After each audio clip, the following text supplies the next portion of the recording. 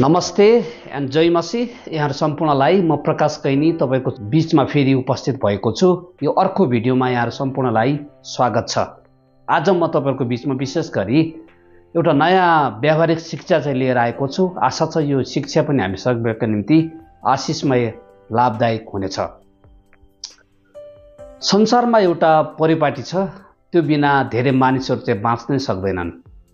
हामीले देख्दै आएका छौं, सुन्दै आइरहेका छौं, भोग्दै आइरहेका। त्यो के हो भने त्यो चाहिँ विवाह, म्यारेजको विषयमा, विवाहको विषयमा म तपाईहरुको बीचमा आज थोरै कुराहरु चाहिँ बोल्न आँट गर्दै छु। आशा छ यो कुरा चाहिँ विशेष गरी अविवाहितहरुका निम्ति एउटा ठूलो पाठ बन्नेछ भने विवाहितका निम्ति पनि केही सहयोग अवश्य मिल्नेछ भन्ने आशा लिएको छु। विशेष गरी हामी जवान मण्डलीका जवानहरुमा चाहिँ एउटा समस्या देख्दछौं। जब उमेर बढ्दै जान्छ, टिनेज पास हुन्छन्, टिनेज पछि उमेर बढ्दै जाँदाखेरि एउटा समस्या हामीले देखेका छौं मण्डलीहरुमा।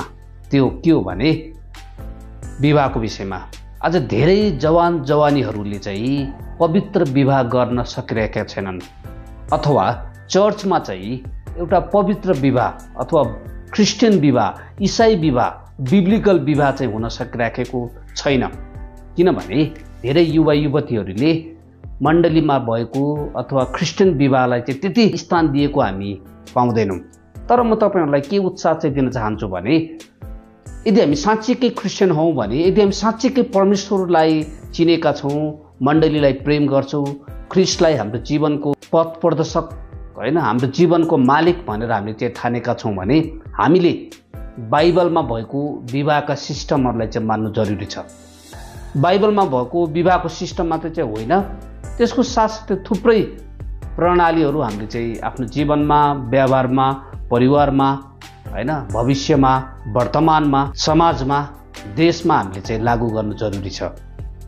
आज म तपाईहरुको बीचमा क्रिस्चियन विवाह भनेको के हो, अर्थात् ईसाई विवाह भनेको के हो, अनि अहिले हामी चाहिँ विशेष गरी यो सिरिजमा चाहिँ जानेछ। अनि बिब्लिकल टिचिङ अन म्यारेज भनेर मैले एउटा सिरिज बनाएको छु। यो चाहिँ पहिलो भाग हुनेछ।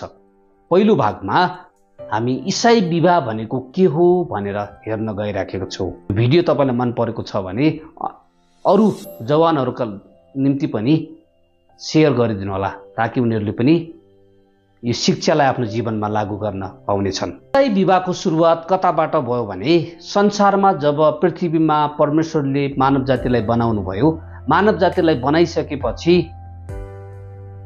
संसारमा पृथ्वीमा मानवको सबैभन्दा पहिलो परिवार भनेको चाहिँ आदमको परिवार हो। आदमलाई बनाउनु भयो परमेश्वरले, त्यो भन्दा पहिला 6 दिनसम्म संसारमा भएका यावत थोकहरु बनाउनु भयो, अनि अन्तिममा परमेश्वरले चाहिँ मानव जातिलाई बनाउनु भयो, त्यो आदम हो।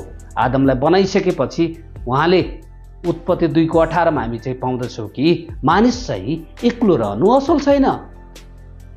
आज तपाई र मलाई पनि यदि तपाई चाहिँ यो भिडियो हेर्दै हुनुहुन्छ भने, तपाई अविवाहित हुनुहुन्छ भने चिन्ता लिनु पर्दैन। परमेश्वरले तपाईका निम्ति पनि जोडी राखिदिनु भएको छ। बाइबलमा लेखिएको छ कि जोडीको अभाव हुने छैन। पक्कै पनि तपाई यदि विवाहको निम्ति प्रार्थना गर्दै हुनुहुन्छ, विवाहको निम्ति आफूलाई तयारी गर्दै हुनुहुन्छ भने तपाईको जोडी परमेश्वरले चाहिँ जुटाउनुहुन्छ। तर तपाई चाहिँ बिब्लिकल विवाह गर्न सहमत हुनुहुन्छ हुनुहुन्न, क्रिस्चियन विवाहलाई तपाईले प्रायोरिटी दिनुहुन्छ कि दिनुहुन्न, ईसाई विवाहलाई तपाईले प्रायोरिटी चाहिँ दिनुहुन्छ कि दिनुहुन्न भन्ने कुराहरु महत्त्वपूर्ण छ। यदि साँच्चीकै तपाई परमेश्वरको फलोवर्स हो भने, तपाई यदि अविवाहित हुनुहुन्छ भने, विवाह गर्ने तयारीमा हुनुहुन्छ भने, प्रार्थना गर्दै हुनुहुन्छ भने कृपा गरी बाइबली विवाहलाई मण्डलीमा स्थान दिनु होला। त्यसले चाहिँ समाजमा, संसारमा र पृथ्वीभरि चाहिँ राम्रो सन्देश जानेछ। विवाह आदमको पालादेखि सुरुवात भएको हो। यो चाहिँ परमेश्वरले सृष्टि गर्नुभएको कुरा हो, परमेश्वरले सुरुवात गर्नुभएको कुरा हो। प्रत्येकको विवाहको जोडी चाहिँ स्वर्गबाटै चाहिँ रचिएको छ भनेर हामी विश्वास गर्छौं।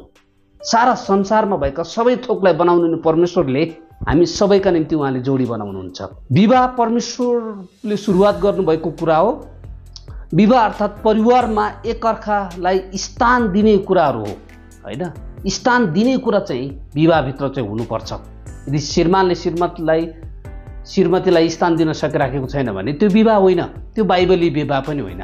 बाइबली विवाहमा के भन्छ भने परिवारमा एकअर्कालाई स्थान दिने कुरा, महत्त्व दिने कुरा चाहिँ बाइबलीय विवाह हो। श्रीमान भन्दा श्रीमती सानो, श्रीमती भन्दा श्रीमान ठुलो भन्ने कुरा चाहिँ बाइबलीय विवाह चाहिँ होइन। किनभने परमेश्वरले मानव जातिलाई एक स्थान, एक समान तरिकाले बनाउनु भएको छ उहाँको इमेजमा, हैन?